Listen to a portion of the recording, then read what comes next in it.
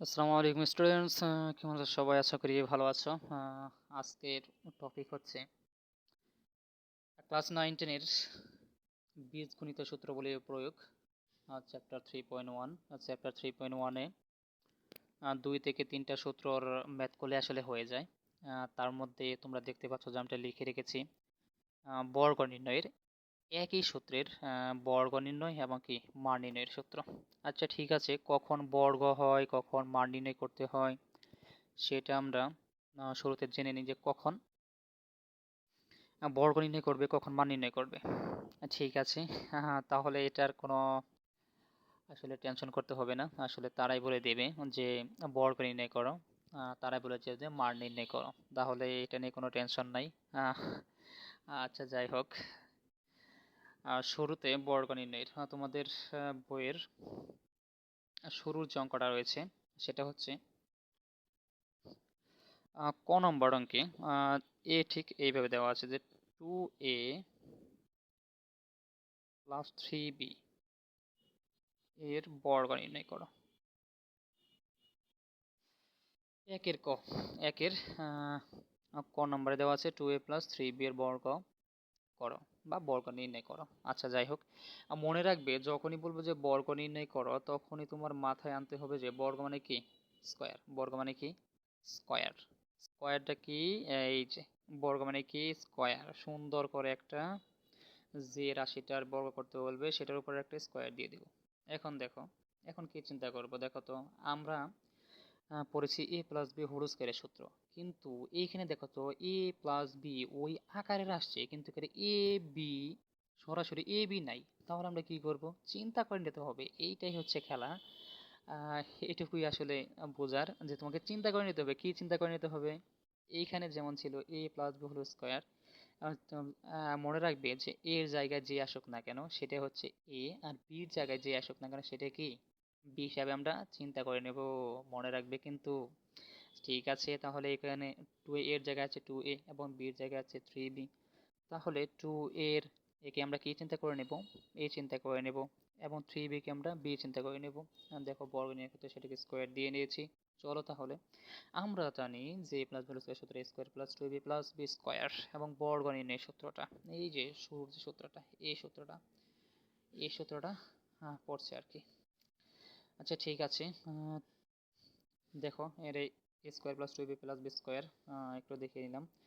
দেখো তাহলে 2a whole square, তার মানে এটাই কি এই হিসেবে চিন্তা করে নিচ্ছি, তাহলে এ স্কয়ার প্লাস 2a হিসাবে কি আছে 2a, বি হিসাবে আছে 3b, 2ab plus B square, এবং বি হিসাবে আছে 3b, বি স্কোয়ার না, এই যে 3b কে স্কোয়ার করে দিলাম। তাহলে দেখো তো ওই সূত্রের মতো ওই সূত্রটা তুমি বুঝে পেয়েছো কিনা, যে square plus 2ab plus B square. হ্যাঁ, এখন আমরা পরের লাইনে যাব। পরের লাইনে কি বলছি? পরের লাইনে এইটাকে স্কোয়ার করতে হবে, এইটাকে স্কোয়ার করতে হবে, তারপরে এটাকে ঘন অবস্থায় করতে হবে। কিভাবে করবে এটা? এটা কিভাবে করবা চলো তাহলে জেনে নেই। মনে রাখবা কোনো কিছুর উপর যদি স্কোয়ার থাকে সেটা কি সেই সংখ্যাটা ওই ভিতরের সংখ্যাটা, কিন্তু ভিতরের সংখ্যাটা কি অবস্থায় থাকে? গুণ অবস্থায় থাকে। কতবার?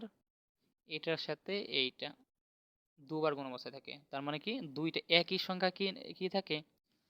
একবার গুণ অবস্থায় থাকে, কিংবা দুইবার গুণ অবস্থায়। দুইবার বলতে বোঝাচ্ছি আমি এই একটা দুইটা, এই যে দুইটা সংখ্যা গুণ অবস্থায় থাকে, এইভাবে থাকে। যদি 3 থাকতো তাহলে আমি আরেকটা বাড়াতাম।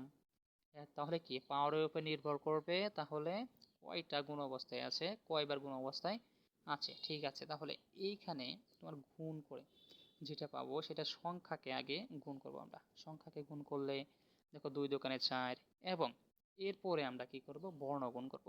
বর্ণ গুণ করার ক্ষেত্রে একটা নিয়ম মনে রাখবে, যে বর্ণ কিংবা সংখ্যা যার পাওয়ারে পাওয়ারে কি হয়, পাওয়ারে পাওয়ারে কি হয়, যোগ হয়। পাওয়ারে পাওয়ারে কি হয়, যোগ হয়। তার মানে এ গুণন এ আছে, আর এর উপরে মনে মনে কোনো পাওয়ার নেই মানে 1 আছে, তাহলে এই দুইটাকে যোগ করলে কত হবে?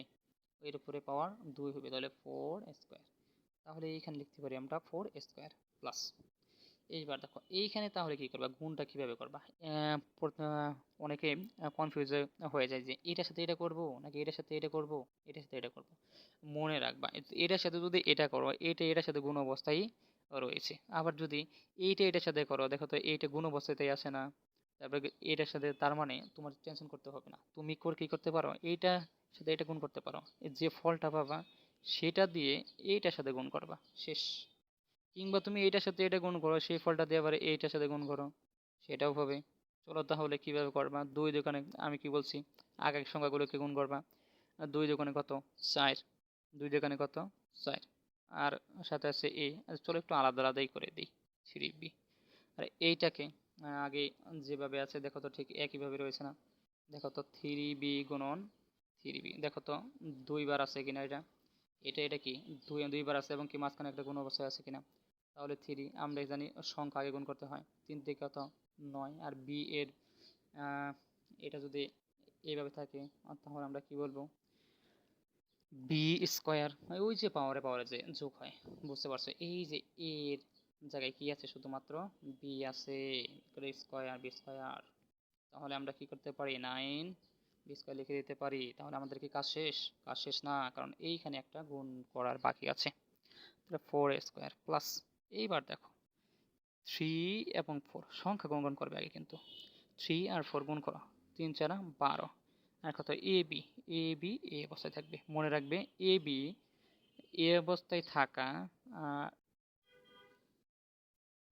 এ বি এ অবস্থায় থাকা কিংবা যে এই অবস্থায় থাকা একই কথা। তার মানে কি, এ বি বা দুইটা সংখ্যা বর্ণ, দুইটা সংখ্যা বা বর্ণ, সরি, দুইটা বর্ণ যদি পাশাপাশি থাকে তাহলে সেটা কি বোঝায়, সেটাও কি গুণ অবস্থায় রয়েছে। ঠিক এইটা যে কথা, এটা একই কথা।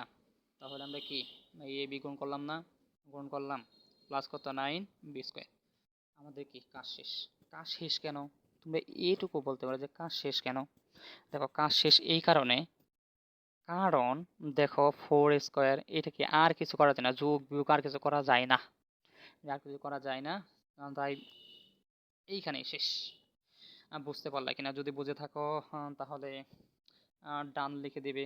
আর অবশ্যই আমার নতুন চ্যানেলটা সাবস্ক্রাইব করবে, লাইক কমেন্ট করবে অবশ্যই, এবং বেশি বেশি শেয়ার দিবে।